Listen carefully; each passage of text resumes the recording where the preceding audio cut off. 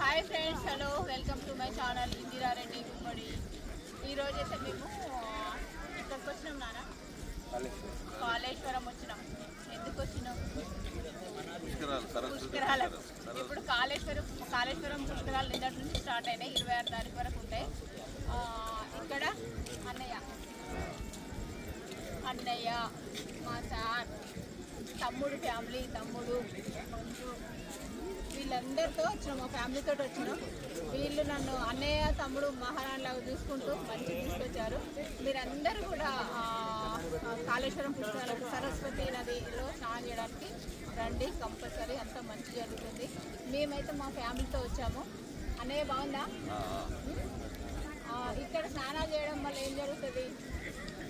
మంచి పుణ్యం వస్తుంది. మనం ఇంతకుముందు తెలిసి చేసినటువంటి పాపాలన్నీ గంగమ్మ తల్లి అంతా తీసుకుంటాం.